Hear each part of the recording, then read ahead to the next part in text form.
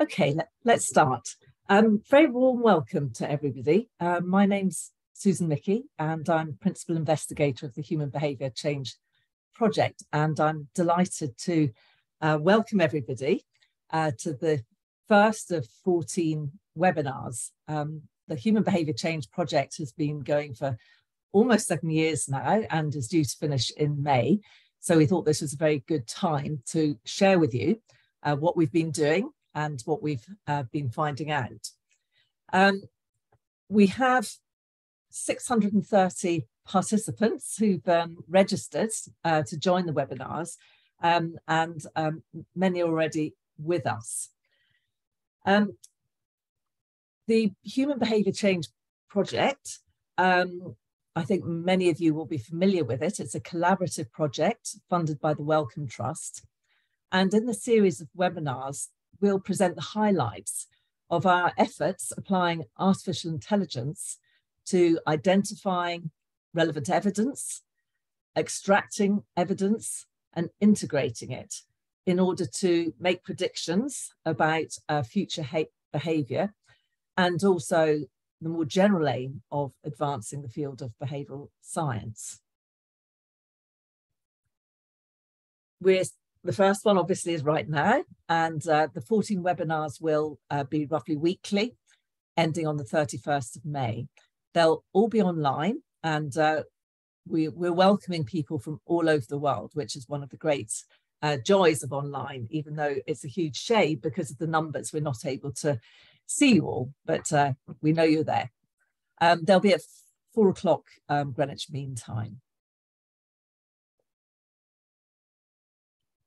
So today's webinar is going to be a presentation by myself, and then on the panel, me and Professor Robert West and Professor Mary Johnston, both behavioural scientists who were very closely involved with the Behaviour Change project. So today's webinar will have a 20-minute presentation and then a 30-minute live discussion. So how we're going to do this is we're asking you to post any questions you have at any time during the webinar in the Q&A box. And we're also asking you to upvote any questions you want answered. And we'll just go to the top of your list to answer these questions. And in the time we have, we'll answer as many of your questions as we can during the discussion. But we'll keep a record of all the questions asked, and we'll share these on the Open Science Framework. And I should say that the Open Science Framework is where we're hosting a lot of our materials. So what is the Human Behaviour Change project? This webinar is part 1, part 2 is next week, and over to the live seminar.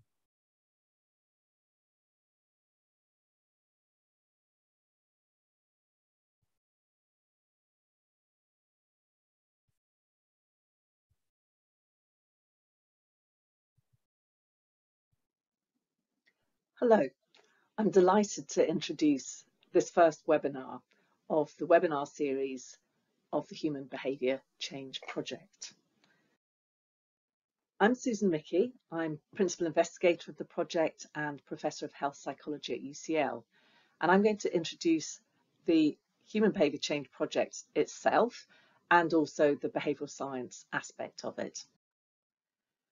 So what inspired me to do this work?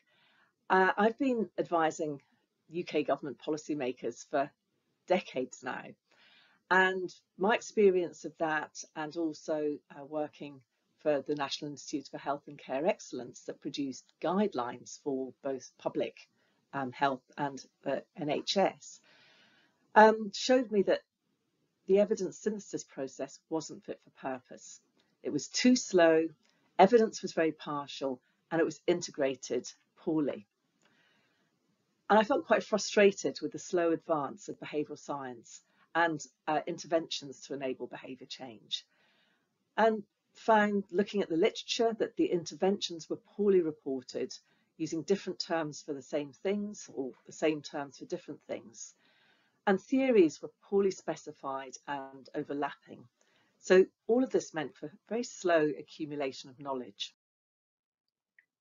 So the problem this project addresses is in relation to the following. Changing human behaviour is at the heart of solving the world's crises, such as climate change, pandemics, antimicrobial resistance. And we need more effective interventions to enable behaviour change. We have hundreds of studies evaluating the effectiveness of behavioural interventions every week, and the rate is increasing. But how can we find and extract that evidence relevant to the particular questions coming from policymakers, practitioners, planners, etc.? How can we synthesize evidence to answer their real-world questions? And how can we do this at scale and speed so evidence is comprehensive and up to date? We have an interdisciplinary collaboration, so finding and extracting the evidence is led by James Thomas, Professor James Thomas. Synthesizing and making sense of the evidence, the behavioural science team, has been led by myself. And automating the whole process to be at scale and up to date, the computer science team, led first by Paul Makanjutas from IBM Research, and then by Dr. Jana Hastings. So here's the collaboration. As you can see, many people were involved, both as grant holders, but also as researchers. And it's been a wonderful experience working with this group of people. So the vision of the Human Behaviour Change Project is the following: to develop an understanding of human behaviour to answer variants of the big question. When it comes to behaviour change interventions, what works, compared with what, for what behaviours, how well, for how long, with whom, in what setting, and why. So in a nutshell, here's a schematic. On the left-hand side, we have the problem. We have messy evidence growing faster than humans can keep up with. On the right-hand side, we've got what we want: messy evidence getting turned into well-organised, useful scientific insights. And this requires up-to-date estimates of the effectiveness of behaviour change interventions, unpacking reasons for heterogeneity in intervention effectiveness, and generating new testable hypotheses about behaviour change. And how are we doing this? In the middle, the triangle is representing an ontology that provides an organising structure to guide artificial intelligence, natural language processing, and machine learning. So the behavioural science part of this project. Problems that the behaviour change intervention ontology that we have developed addresses. Firstly, the enormous accelerating amount of knowledge about behaviour change is not informing scientific advance as rapidly as it should. And why is this the case? Evidence is inefficiently synthesized, both the outcomes and the processes of change. The evidence is fragmented into particular topic domains, in particular academic disciplines, and there's a lack of shared languages to help communication and bringing evidence together. There's very slow accumulation because it depends too much on human beings and a lack of automation that we do have at our hands these days. And poorly theorised, we need much more understanding of explanation of variation across contexts, for example, settings, populations, behavioural outcomes, and also what are the mechanisms of action bringing about change. Now, to be able to do this, we need enormous amounts of data, much more than is in the usual systematic reviews. So part of the solution is better reporting of all aspects of interventions, their mechanisms of action and their contexts. Without this, we're limited in our ability to replicate findings, implement, evaluate and improve interventions. So we need to improve methods to organise and synthesise large amounts of complex evidence at scale and rapidly. And importantly, to make inferences from that evidence to generate new understanding. So to generalise from what we do know to what we don't yet know. So we have so far guidelines that are helpful. For example, the consult guidelines for reporting trials. We have the TIDE guidelines, better reporting of interventions. We have PICO, the Cochrane collaboration, have a simple ontology. We have the taxonomy of behaviour change techniques that are really drilling down into the content of interventions. What are behaviour change techniques? These have the potential to be the active ingredients of an intervention. They're the smallest components that on their own can bring about change. They're observable and replicable, and they can be used alone or in combination. But they're not linked to other aspects of interventions. And this is where an ontology comes in. What is an ontology? It's a formal system for representing the world that provides clarity, consistency, and communication, and can be used by humans and computers to make inferences. On the right-hand side, we have a very simple schematic, basically entities and relationships between them. So they consist of uniquely, precisely defined entities and properties, which consist of relations with other entities. Now, they're used extensively in science, engineering, and commerce to structure knowledge systems that form a basis for powerful searching and inference. And we want to bring this, we are bringing this into the world of behavioural and social sciences. So what are the benefits of ontologies? They sharpen thinking, especially when we're trying to represent complexity. They help inquiry to be coherent and comprehensive. They link evidence and theory across scientific fields. They enable cumulative science as they represent new knowledge and understanding as they develop. And they can be represented in computable format. They can support the use for machine learning, natural language processing, and artificial intelligence. So this is a step change in evidence synthesis, interpretation, and generation of new knowledge. So now I want to focus on what the Human Behaviour Change Project does in terms of the ontology, hence my red arrow added to the previous diagram I shared. So here is a bird's eye view of the upper level of the behaviour change intervention ontology, a schematic. You see at the bottom left-hand side, there's the intervention, the content and aspects of delivery.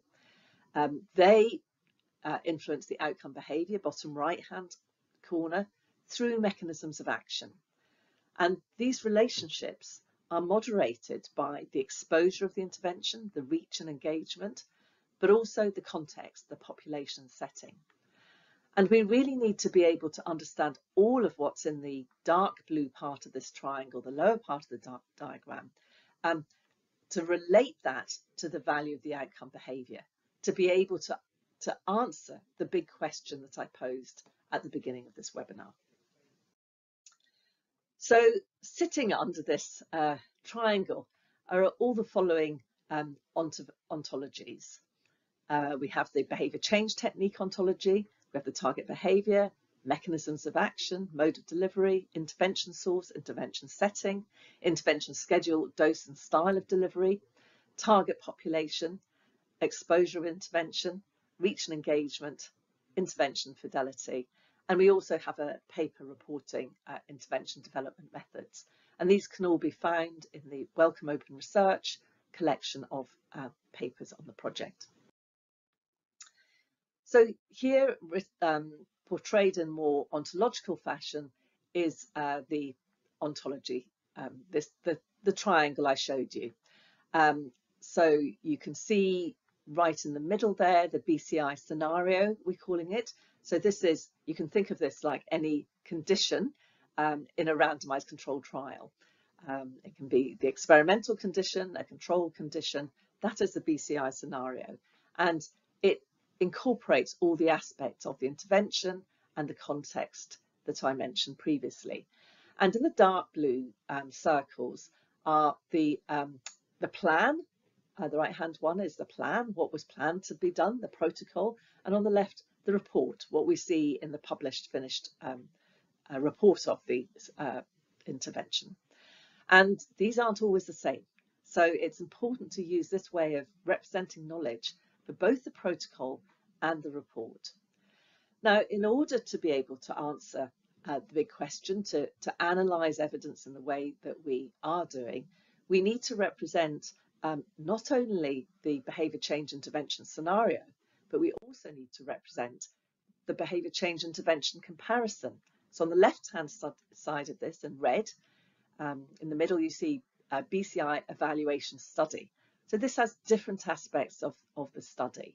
And again, in the filled in circles are the planned study and the reported study. And this includes things like risk of bias, for example. Okay, so the uses of the behaviour change intervention ontology, identifying research gaps. This is really important because, as we know, the areas of the world that have the most pressing health and environmental needs are those where least evidence is done. And this is partly why it's so important to be able to make inferences with confidence from what we know to what we don't know, in order to use our evidence to address problems for the whole world, not just those parts of the world where there's very direct evidence. We can use it to help evidence synthesis, to build models, also to develop interventions. And very helpful for developing study protocols and evaluating those, and also for writing papers and evaluating papers. And in relation to this, later on you'll hear about many tools coming out of this project, one of it which is the paper authoring tool, where you can write papers based on the ontology. So finally, how can you access it? You can access it through BCI Vocab, which is a custom searching and browsing tool. You can use the ontology lookup service, and all of our materials and tools are available for download from GitHub. So just to finish, saying something about the next webinar, which will have an overview of the coming from the systems architecture team, and this will be presented by Professor James Thomas, and the computer science work, and this will be presented by Dr. Jana Hastings, with an emphasis on the work we've done most recently. So here's a taster of what the systems architecture part of the project is doing. It's built an evidence surveillance system to find relevant research as soon as it is published, and it works across all research using machine learning to identify newly published research. It uses the open access ALEX dataset, the world's largest open access repository of more than 200 million research papers, and it's building a randomized trials reader. The input of this is a PDF of a randomized trial reported according to Consort. The output is structured, machine-readable information about the trial, and it includes concepts linked to the behaviour change intervention ontology. And I should say that the work we've been doing has been on randomized controlled trials, and the main body of work we've been using has been smoking cessation trials. So the project is very much a proof of principle, but something that can be applied to all behavioural domains, and in the long run, to all study types. A taster for the computer science work. We're developing a semantics and rules-based machine learning model, and this will use knowledge from the ontology together with data and annotations from the literature. Predictions are accompanied by explanations. This is very important. We didn't want to have black box work, but we wanted to explain what's going on. So explanations in the form of rules which can inform policy and practice. And we're developing a user interface and user testing, the interpretability of the predictions and of the explanations. Here are some helpful links, the website to the project, social media, where our publications are, our open science framework pages, and also our GitHub link. Thank you very much.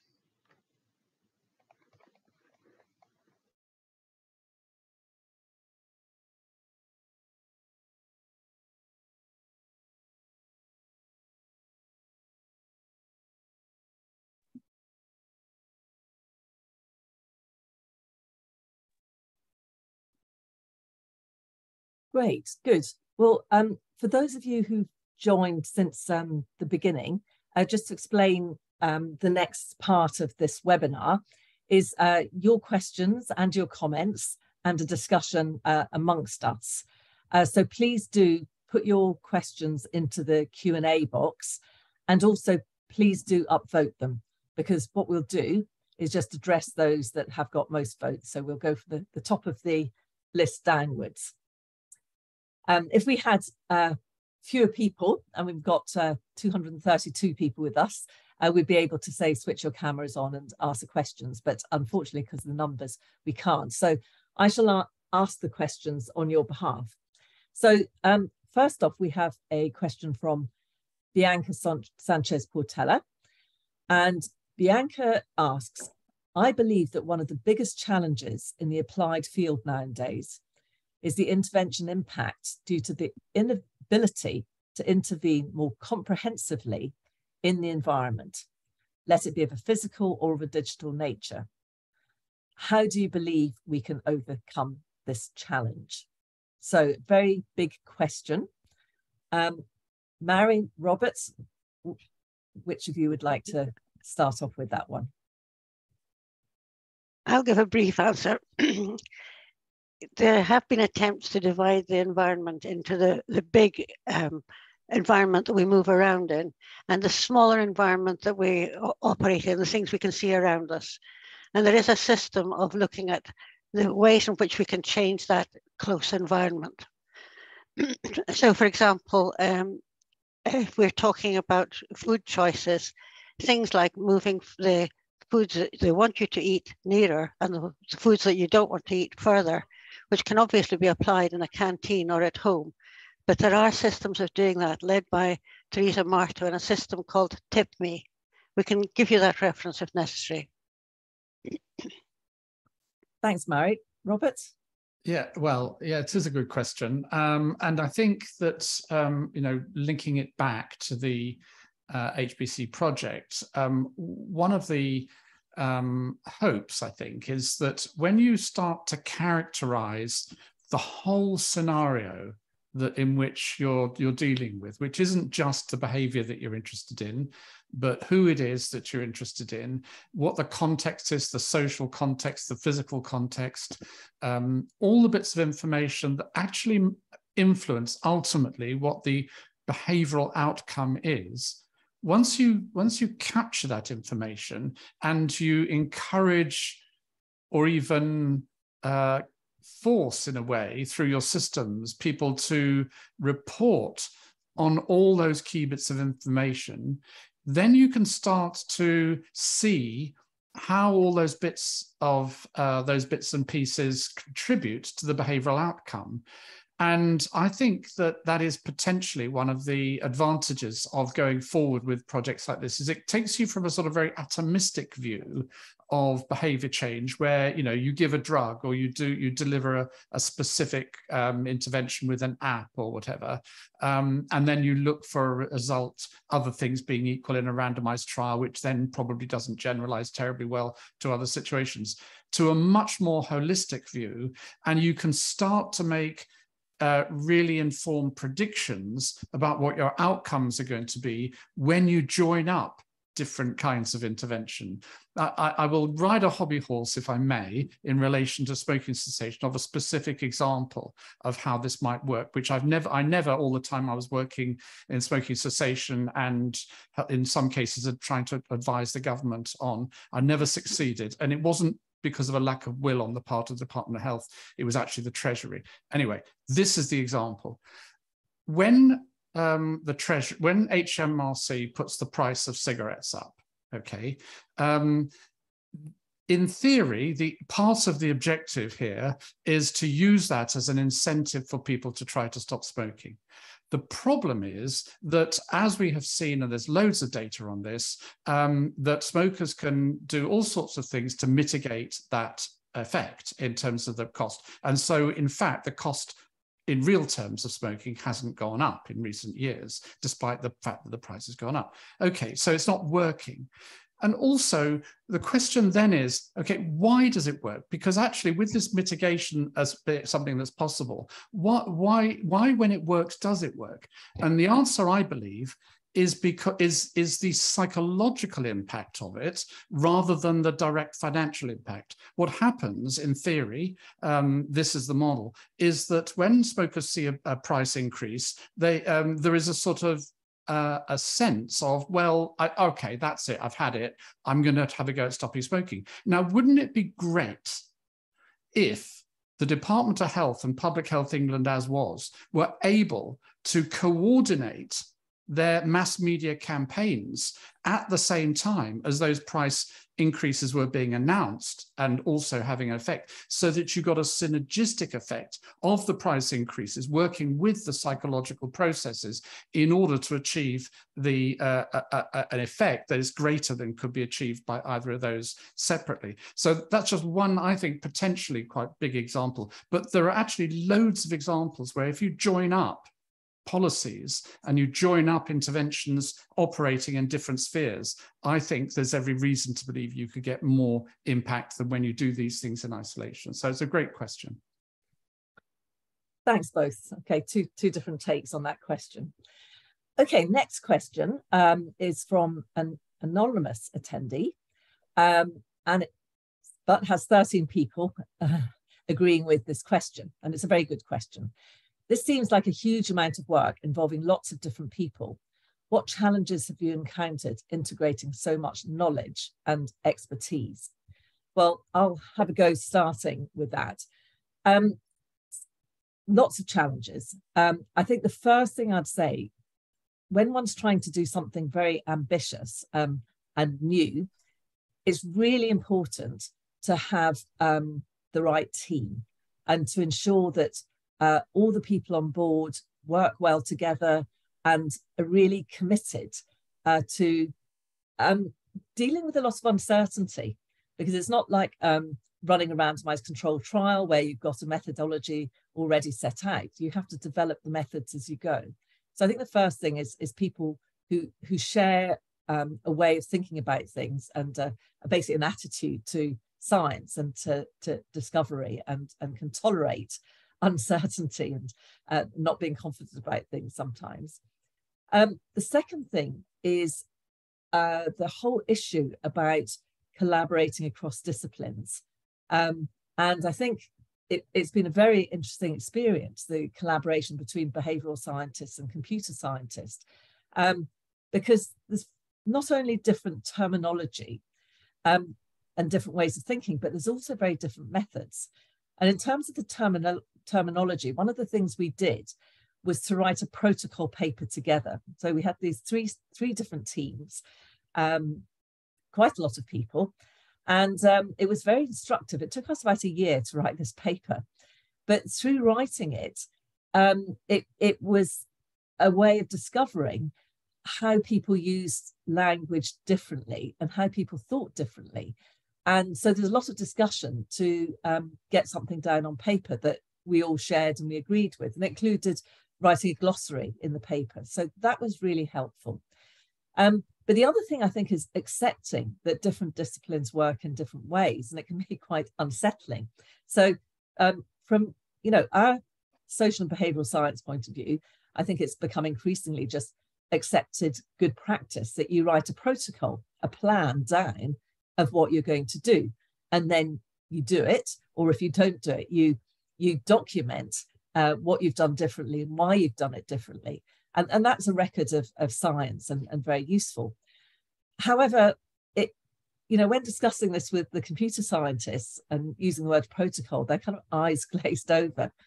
And then Paul, the IBM lead, said to me, well, Susan, it's like we have a toolbox, and when we have a problem we want to solve, we rummage around in the toolbox to see, do we have an existing tool?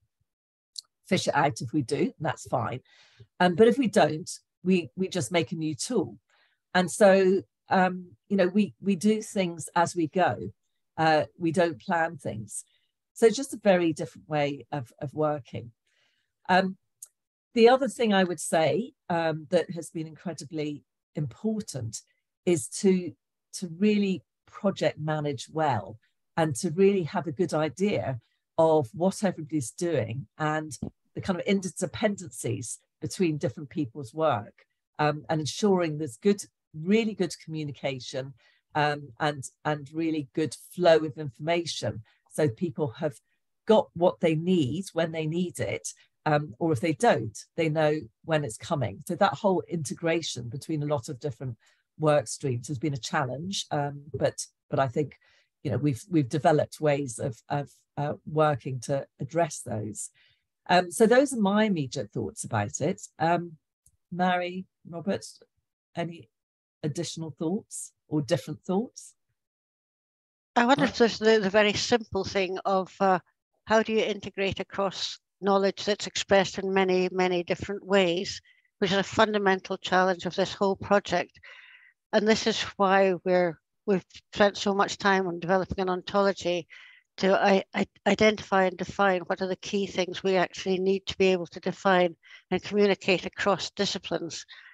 I think there's a question later on about how people may disagree about the terms that they use, but having a core definition that you can call what you like, so that you know, you all have a unique identifier in terms of your passport number or your driving license, but we can still call you any name we like. We don't have to call you by your passport number. That is an important thing, and we'll come back to that later, because I cannot stress enough what an important change of mindset is required to understand what ontological definitions are versus dictionary definitions, and how and why it is so important for people to understand that this issue, that that you can, if you've got a thing that you want to talk about, you define that thing. You can give it a label to help people to know what it is that it relates to, this thing. And other people can use that label for something else, and it's okay, because you're talking about different things, but you know what you're talking about. Anyway, we'll come back to that because it's so important. But I just wanted to add a couple of things really that from my perception of the process.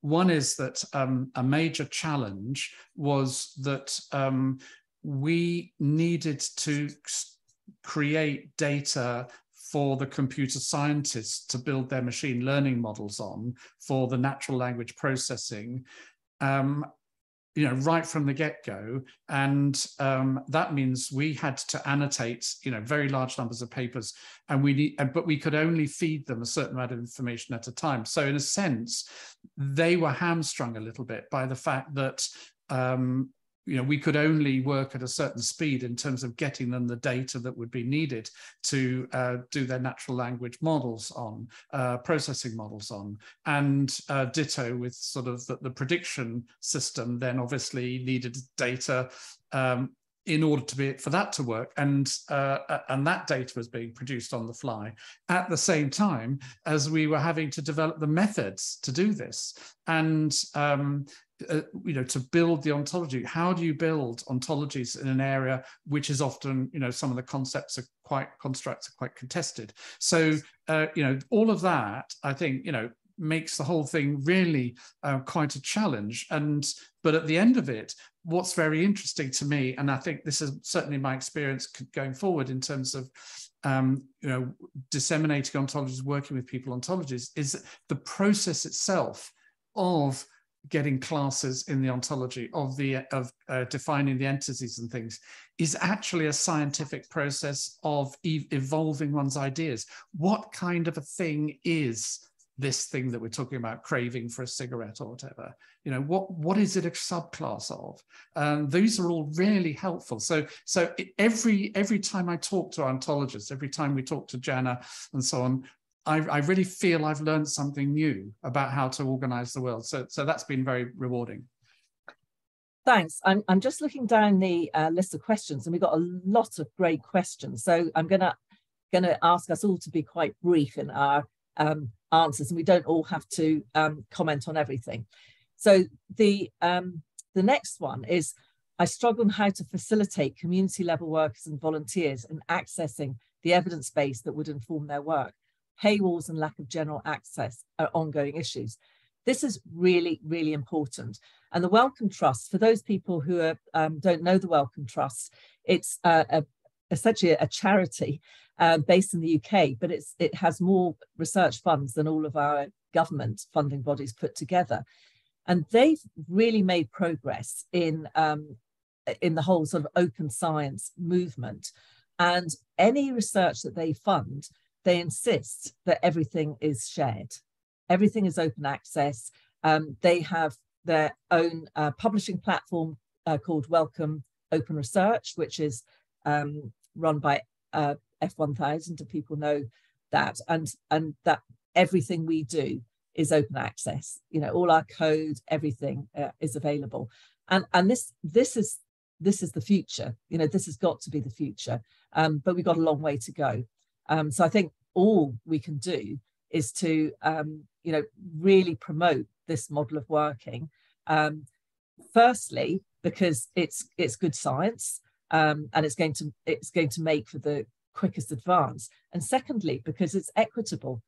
Because you know, otherwise those with lots of money can afford to get access to more evidence and data than those without, which is incredibly unfair and unequal. So, Robert, Mary, you all right if I move on? No, can I respond to that? Yeah. Because there are other questions coming up about access to the materials, and the things that you're referring to are all on the last slide.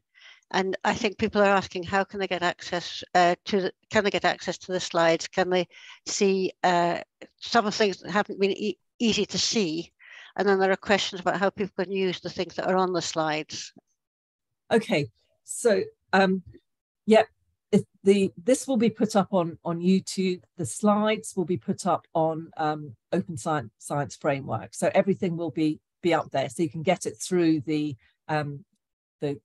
Human Behaviour Change project website, and we'll come back to that at the end. So I hope that's answering the question. But subsequent webinars will go over this, and we'll go into more detail about the tools and how to use them, and also to say that we will be launching later in the year a training program on how to use the behaviour change intervention ontology. Okay. So the next one was when there is a key term that has disagreement in the field, it can affect how research is conducted, which makes it difficult to adhere to codify the research from ontology. What is the best way to move forward with this? For example, some scholars believe that intervention modification and adaptation are the same thing, and some disagree and will differentiate between the two. Now, this is really interesting because one of the purposes of ontologies actually is to bring clarity where there is disagreement in the field. And actually the last 2 days, myself and James Thomas and Jana Hastings have been at a 2-day kickoff study meeting for another Wellcome funded project, which is about mental health. And we're developing the ontology into the whole area of mental health. And mental health is an area where there are a lot of contested terms. So part of what the ontology will be doing will be to bring discussion and consensus in ways of describing and defining things. And what's important is that people don't have to use the same words. People can have their own labels and their own meanings. But what's really important in ontology is that they're defined in rather specific ways. So that if I use a word, I define it with a meaning. So I can then see how does that relate to the way you're using maybe the same word or a similar word. Robert, Mary, would you like to? So Sidra, who asked the question, worked with me for, hi Sidra, for a while on the addiction ontology, which is closely related to this. And if you're interested, just go to addictovocab.org. It has its sort of parallel website, which Sidra very helpfully contributed to.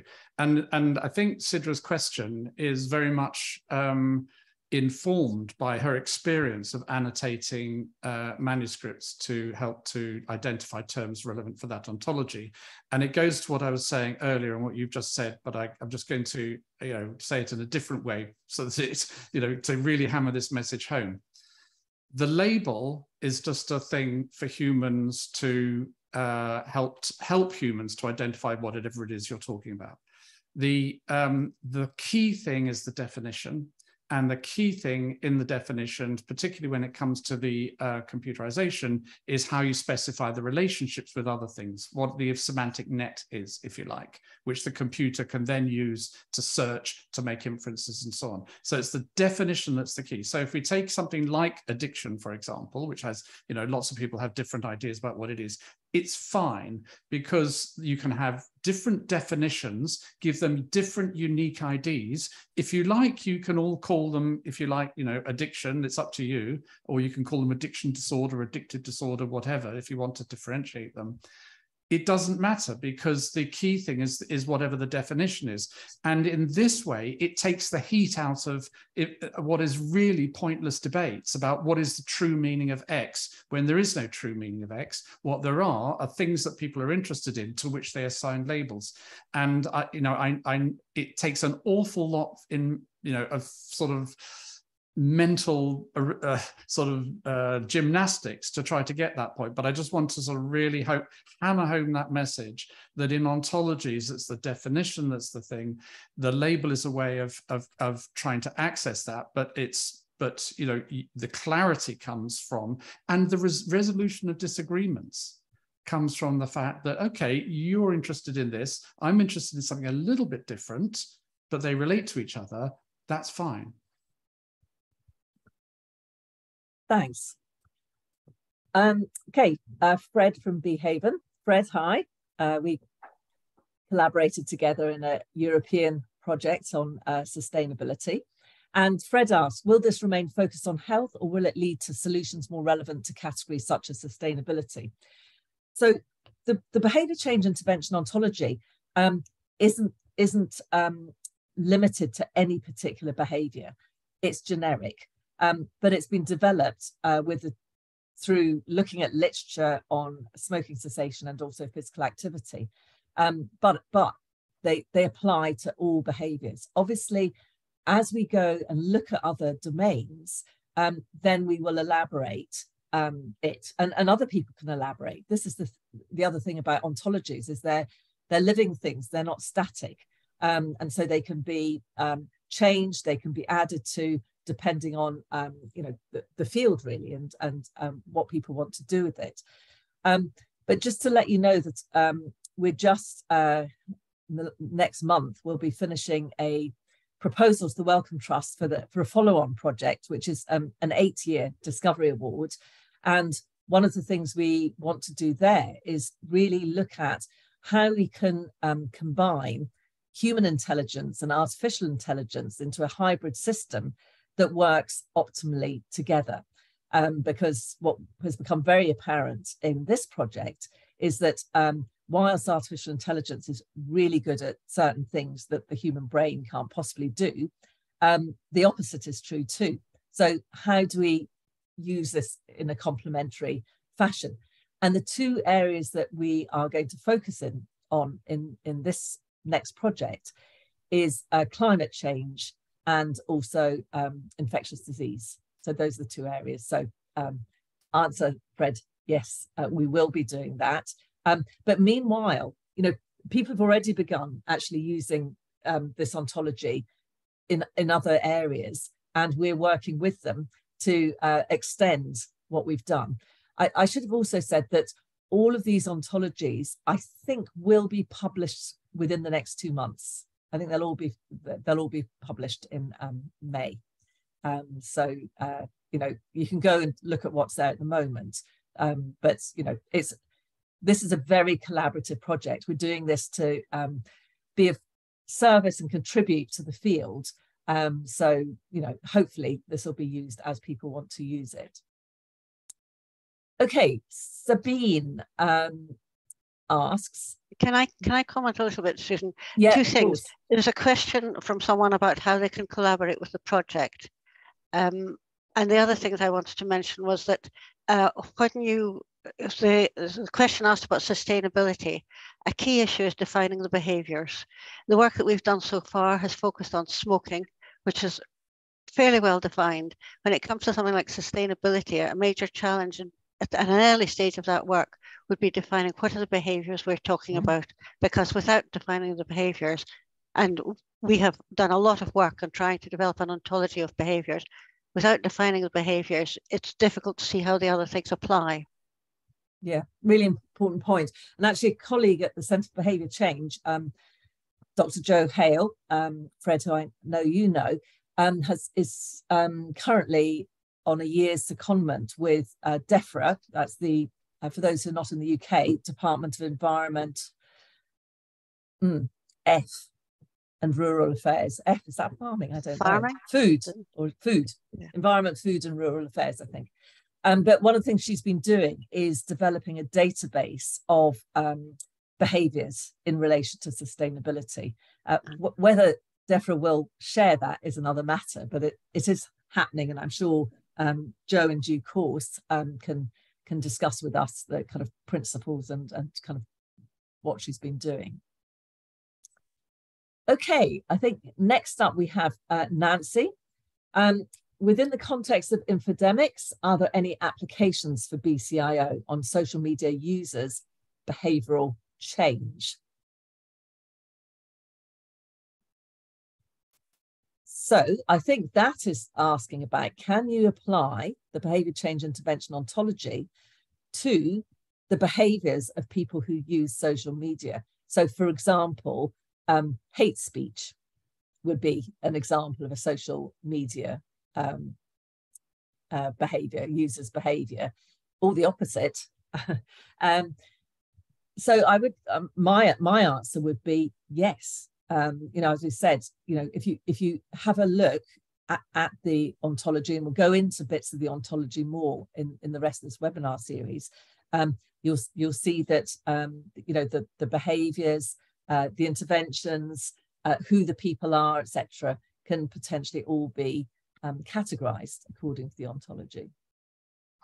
I would agree with that, and I think that this is potentially a very fertile area for the application of ontologies. In fact, it's really hard to see how you could make much progress in this from a behavioral science point of view without having ontologies to work from. So, for example, you know, so what you've got in a lot of the work, the social media use is potentially vast amounts of data that you can work from.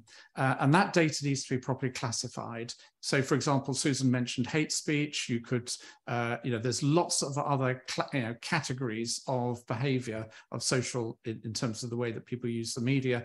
There's also lots of categories of usage patterns of social media, all of which are behaviors.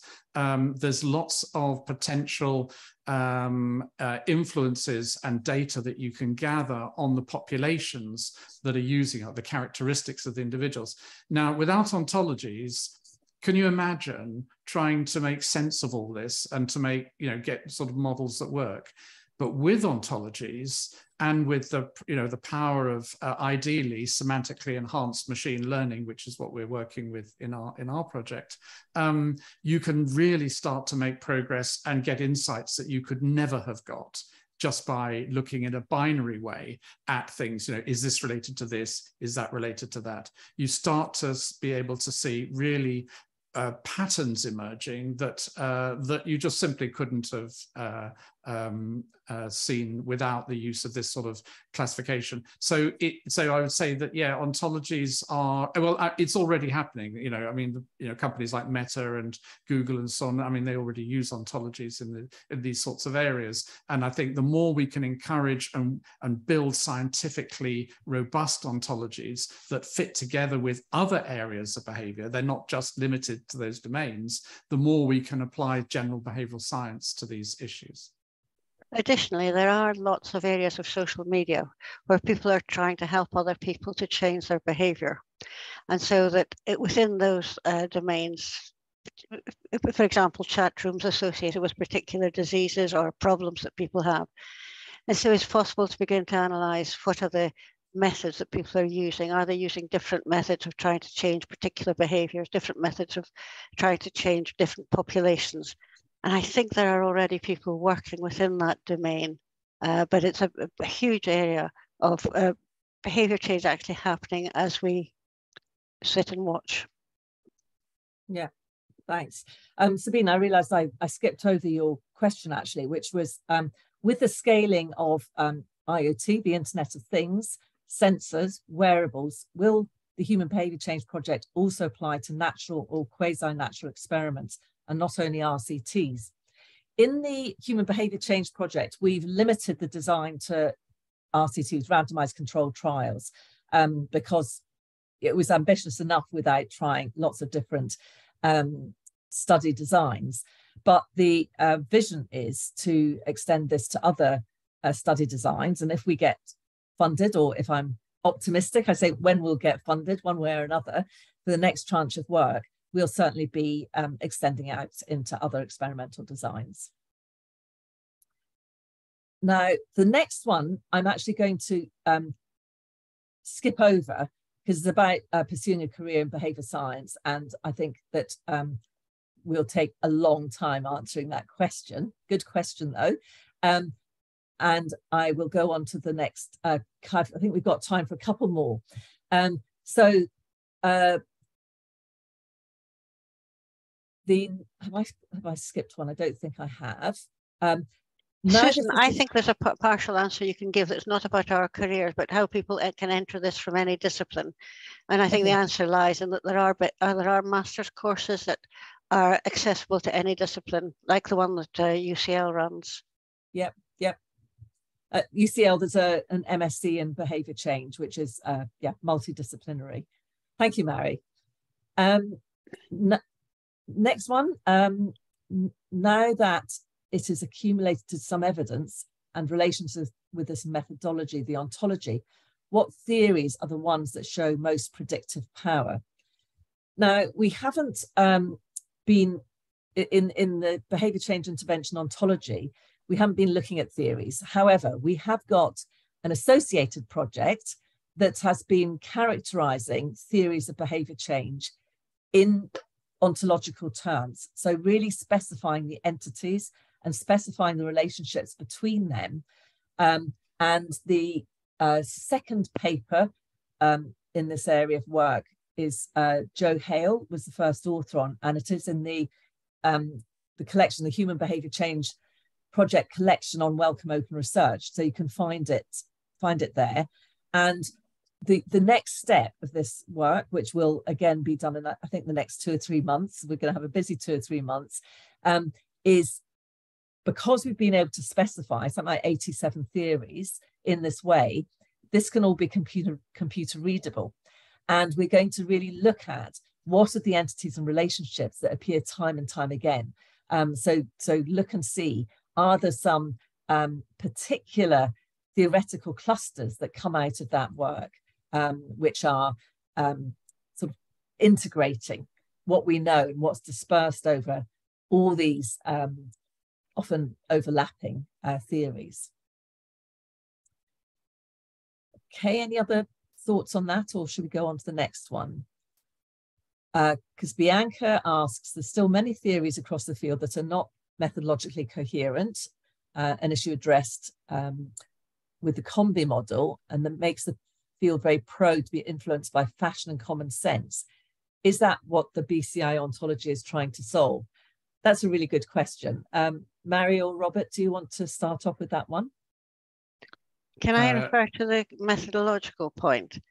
So one of the things that we have done is that theories have lots of constructs in them, many of which are very difficult to measure and perhaps cannot be measured distinctly. But what we have done is linked to the Science of Behaviour Change project in the United States to try and identify the methods that might be used for measuring the constructs that are in the theoretical models. Because clearly a theoretical model which has constructs which can't be measured are not investigable. You can't investigate it if you can't in some way know if the theoretical construct exists or doesn't exist. So the measures are absolutely critical, but they're currently not necessarily very good and need vast improvement. So I agree that there is this potential to be influenced by fashion and common sense. And there seem to be, people have immediate common sense explanations of behavior that are not necessarily particularly good. And when we pitch interventions against common sense, the theoretically based ones tend to do better than just the common sense ones. Robert, do you want to add to that? You don't have to. No, I think you've covered it. Okay. I've been told that this is the last question, but I did just want to have a very quick answer to Bob Ainger's question. Do you see your ontology as being substantially different from, or perhaps an elaboration of, the context, mechanism, outcome formulation of Pawson Tilley's approach to realist evaluation? Absolutely consistent with it, and an elaboration of it. So actually, context, mechanism, outcome is all in that triangle, but we're elaborating it more. And one other thing, sorry, Susan, yeah. Just another thing is not to forget that a very important part of what makes the ontology useful is its computability. So it's not just conceptual, it's also a tool. It's a technological tool to help scientists to do their work. Mm-hmm. Yeah. Mary, any last comment before? I just want to compliment people on the questions that they're asking. A lot of these questions are a bit unanswerable, but they're actually defining how big the field is and what we have to address. Yeah, I agree. And I've looked at the other questions. I so wish we had another hour to discuss these. They're great questions. You know, we're going to be kind of setting up a community of practice. You'll hear more about this in terms of people interested in ontologies, interested in taking this forward. And Jana Hastings will speak to that in a later webinar. But really sorry we can't answer all the questions. We will put them all up because, as I said before, on the website, because it's really important that we document the questions, and it'll help us all think and help us all move forward, and I hope as collaboratively as possible. So I'm just going to move on to the final slides now.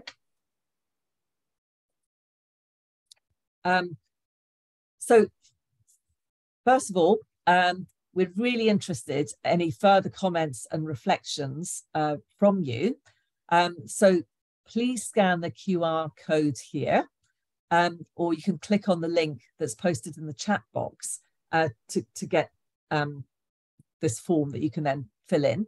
And again, we will put all that up on the website. And I hope at one point what we'll do is bring together all the questions and comments throughout this webinar series, because I think it's a really valuable way of encapsulating people's thoughts in relation to what we're trying to do. So next week is the second part of what is the Human Behaviour Change Project. We've just focused on the behavioural science part this time, and it'll be James Thomas and Jana Hastings. And I think this is the final slide. People are asking, where can you find out more? Well, we do have a Twitter account still, to the extent that Twitter will keep going. GitHub is where we put a lot of our data and our tools. Open Science Framework on the right-hand side. Just go on there and you'll find a lot there. The Human Behaviour Change Project website is there. And as I said, the published papers are all on Wellcome Open Research. But later on, there'll be more information about the ontology and how you can explore it and find more about it. And the Centre for Behaviour Change will be doing a one-day course on the using the behaviour change technique ontology, part of the ontology later in the year. So do follow the Centre for Behaviour Change and you'll find out about that. I think that's the last slide. Am I right? Yes, that's the last slide. So thank you very much for attending. Great discussion, and look forward to interacting with you in future seminars. Bye. Bye.